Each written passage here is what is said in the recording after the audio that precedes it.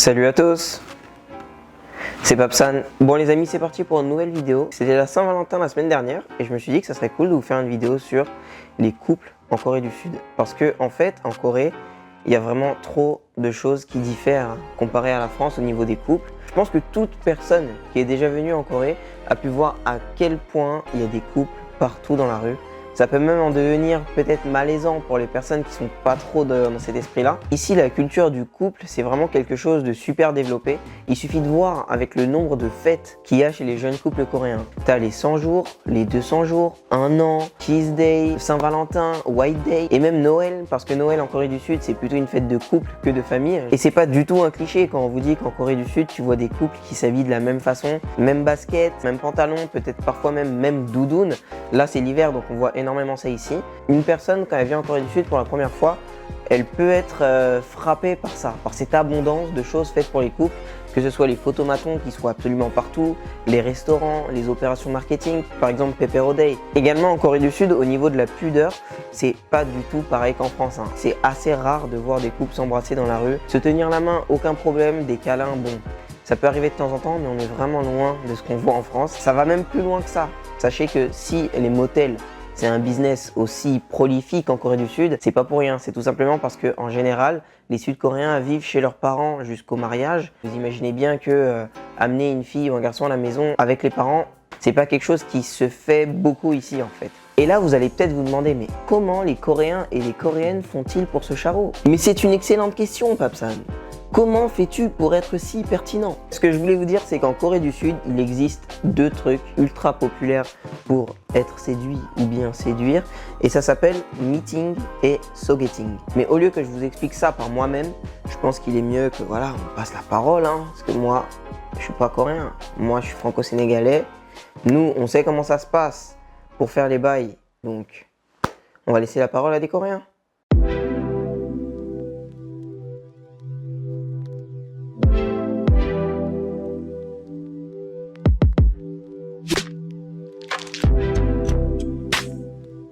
Hello, nice to meet you and thank you for participating to this interview. 안녕하세요. I have many experience of a blind date named 소개팅, one by one meeting, like introduced from my known people. But I'm single. What's the difference between meeting and sogeting? 소개팅 is like one date, like. But meeting, you can meet like 2 people versus the other 2. I don't have experience with meeting, but 소개팅 I do a lot. Last week. So I have to get to know that person.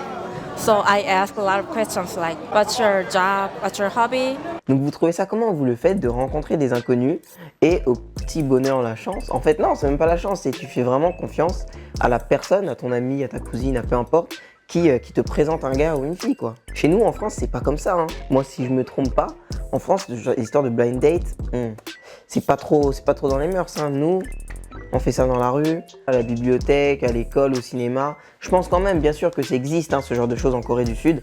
Il y a également des gens qui vont faire les bails dans la rue. Et toujours dans cette continuité, j'aimerais vous parler d'un type d'endroit en Corée du Sud qui me fascine.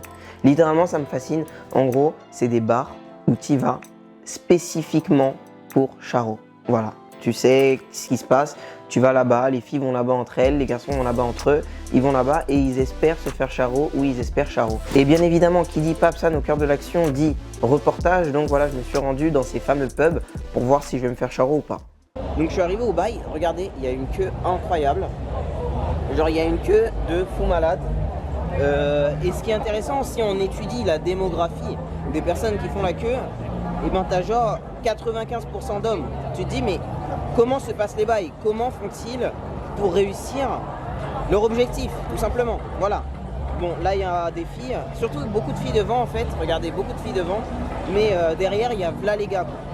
Et là, c'est l'entrée. Vous vous attendiez sérieusement à ce que moi, j'entre dans ce genre d'endroit-là? Ça va plus être Papsan au cœur de l'action, ça va être Papsan au cœur de la sauce si je fais ça. Et maintenant, si on allait plus loin dans notre discours et qu'on se limitait pas seulement aux jeunes couples, mais également au mariage. Parce qu'il faut savoir qu'en Corée du Sud, le mariage, c'est une notion véritablement importante qui a énormément de sens Voilà, c'est vrai qu'en France, chez nous, bon, le mariage, ça reste important, mais on est vraiment très très loin de ce que c'est le mariage ici en Corée du Sud. Il faut savoir qu'avant tout, ici, le mariage, c'est pas réellement un mariage entre deux êtres. C'est plutôt un mariage entre deux groupes d'êtres, donc entre deux familles. Donc c'est pour ça que ça a autant d'importance. Et je voudrais mettre le doigt sur un sujet qui me semblait assez inconnu auprès des Français. C'est tout ce qui est mariage arrangé en Corée du Sud. Il y a carrément des entreprises spécialisées dans ça, des agences de mariage. Ils donnent une note à ta beauté, à ton salaire, etc. Et ça te permettra ensuite de trouver une femme. Income, education, Family background. or age, career, that kind of thing. So they major their numbers. Is it common in South Korea to use this kind of applications? I heard it. Et ce qui peut arriver, c'est que tu as des parents qui poussent leurs enfants qui approchent dangereusement, entre guillemets, de la trentaine et qui n'ont toujours pas de copains, à utiliser ces services-là. 엄마가 좀 걱정하는 것 같아. 이제 좀 30 다 돼가니까 결혼을 해야 되는 나이가 되니까 어제 저번 주 전화하는데 그거 웨딩 그거 하자고 해서 절대 안 한다고 했지.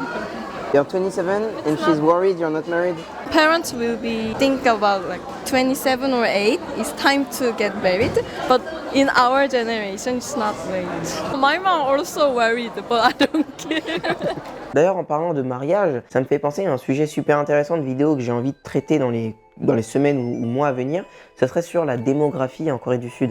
Vous savez que la Corée du Sud est un des pays au monde avec le taux de natalité le plus faible. Il y a énormément de raisons pour ça. Dites-moi si ça vous intéresse, n'hésitez pas à me poser vos questions en avance dans les commentaires.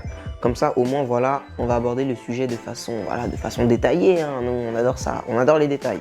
근데 한국은 약간 나이에 되게 민감한 것 같아. 취업할 때도 뭐 여자가 27이면 이제 취업 못한다, 빨리 해라, 이직할 때도 여자가 29이면 이직 힘들다, 지금 딱 이직할 때다. Et le truc le plus fou que j'avais vu en rapport avec ces fameuses agences de mariage arrangées, c'était au niveau du prix en fait. Vous imaginez que c'est pas forcément évident de trouver des prix tangibles sur internet, notamment pour ce type de service, mais j'ai vu que apparemment ça coûterait à peu près 1000 € pour rencontrer une personne, et si ça match et que tu te maries, eh ben tu dois payer en plus à l'agence derrière. C'était intéressant de me pencher sur tous ces sujets-là, que ce soit le sogeting, meeting, les hunting pocha, donc les fameux bars où tu vas pour charo ou se faire charo, ou encore les mariages arrangés. Il y a beaucoup de choses en Corée du Sud qui sont drastiquement différentes quand même de chez nous. Hein. J'ai essayé d'apporter le plus de détails possible. Bien évidemment, j'ai pas pu aller en profondeur sur le sujet du mariage, parce que le mariage en lui-même, voilà, c'est une notion très complexe en Corée du Sud, mais je vous promets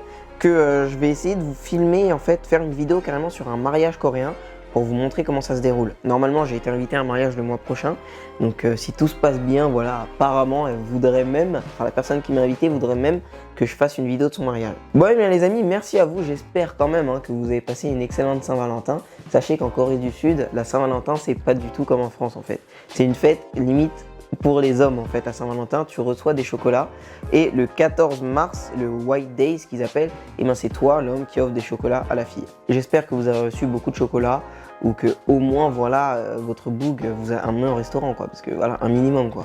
Si vous regardez cette vidéo et que votre gars ne vous a pas amené au restaurant, minimum, il y a des choses qui doivent se faire. Non, je rigole, chacun fait ce qu'il veut.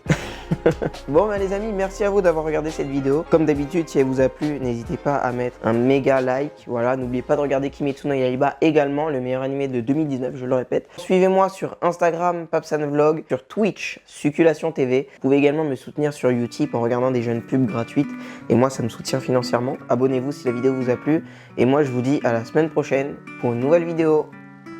Ciao. Thank you. Bukochi. No problem in Chinese. Ah. I just learned. Bukochi.